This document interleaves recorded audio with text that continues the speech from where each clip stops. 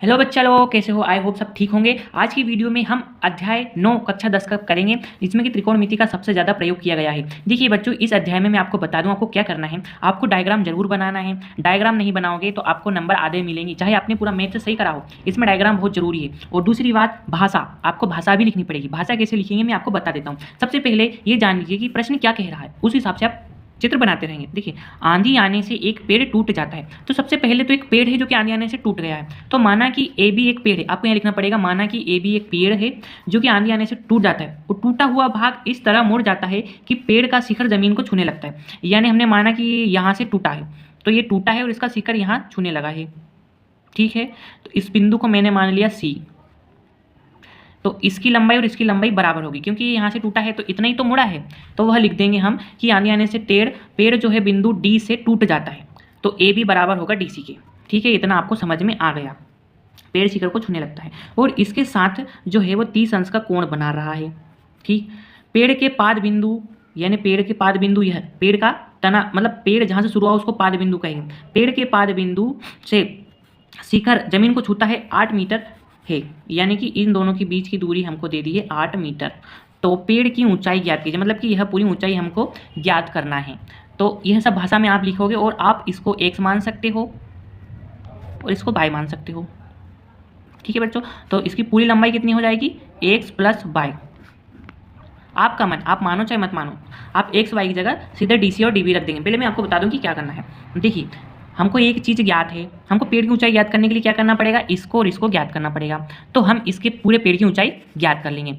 तो सबसे पहले हम टेन थीटा लगाएंगे, जिससे कि हम लंब प्लस आधार, मैंने आपको पहली वीडियो में बताया गया है कि कोण के सामने वाली भुजा क्या होती है? लंब होती है। तो यह लंब हो जाएगा और ये आधार हो जाएगा।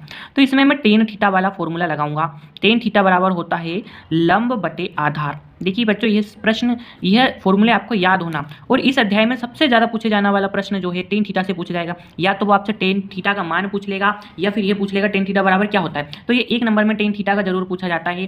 टेन थीटा का आप बहुत अच्छे से याद रखें। टेन थीटा बराबर हो गया लंब बटे आधार। अब जो कि मैंने बताया लंब, थीटा हमारा कितना है यहाँ पर? 30 अंश है, तो थीटे की जगह मैंने रख दिया 30 अंश। लंब मैंने बताया डीबी, इसको आप डीबी रखो या एक्स रखो। मैंने एक्स माना है तो एक्स रखूंगा। और बटे में क्या आ जाएगा? लंब बटे आधार। आधार क्या है? सीबी, जिसे मैंने बाय माना है। मैं आपको बता रहा हूँ। ठीक है, डीबी आपने अगर मान नहीं माना तो आप ये रख सकते हो, या फिर एक्स वाई। तो टेन 30 का मान कितना होता है बच्चों? 1/3। और डीबी का मान हमें नहीं मालूम तो उसको मैंने एक्स रख लिया। और डीसी जो कि दिया है हमको 8। अब यहाँ पर क्या करेंगे हम? तिर्यक गुणा करेंगे। तो जो 8 है वो इधर चला जाएगा, एक्स जो इधर आ जाएगा। ठीक है, 8/3 बराबर एक्स। तो यह एक्स का मान आ गया। एक्स का मान क्या आया? 8/3। इसी प्रकार से मैं y का भी निकालूंगा, यानी कि इसका निकाल लूंगा और फिर दोनों को जोड़ दूंगा, तो हमको पेड़ की ऊंचाई आ जाएगी। तो अब हमको ये दोनों मान ज्ञात है, लेकिन हमें एक मान, इस मान को लेकर ही हमेशा कॉमन चलना है। क्या मालूम हमने गलत ज्ञात कर लिया हो तो, इसलिए हम इस मान को कॉमन मानकर चलेंगे। तो अब हम उस त्रिकोणमिति मान को रखेंगे जिसमें यह और यह आता हो। तो वह आता है कोस थीटा में। कोस थीटा बराबर होता है आधार बटे कर्ण। देखिए बच्चों, आधार भी आ गया और कर्ण भी आ गया। तो कोस थीटा यानी कि 30 अंश।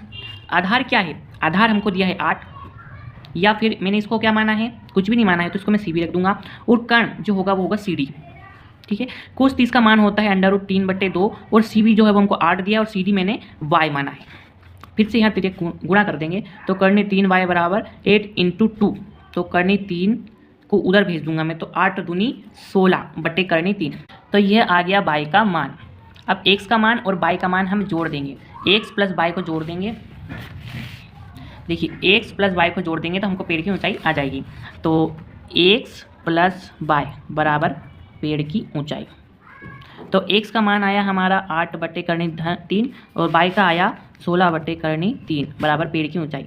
ठीक है, तो कॉमन हम लेंगे करनी 3 और 8 धन 16 कितने होते हैं? 24 बटे पेड़ की ऊंचाई। तो देखिए बच्चों, करनी 3 हम नीचे नहीं छोड़ सकते हैं, तो पेड़ की ऊंचाई बराबर होगा 24 करनी 3 गुणित करनी 3 गुणित करनी 3, गुणा और भाग कर दिया। ठीक है, तो 24/3 हो गया करनी 3, 3 अट्ठे 24, 8/3 मीटर। तो यह आ गया हमारा आंसर। पेड़ की ऊंचाई कितनी होगी? 8/3। देखिए बच्चों, या तो इस प्रकार का प्रश्न आपसे पूछा जाएगा या फिर यही प्रश्न पूछ लिया जाए। अगर आपको कोई भी डाउट है तो कमेंट बॉक्स में ज़रूर पूछें। किसी भी अध्याय से, कोई भी सब्जेक्ट से मैं आपको कंप्लीट वीडियो जरूर ला के दूंगा। धन्यवाद। चैनल सब्सक्राइब करना ना भूलें।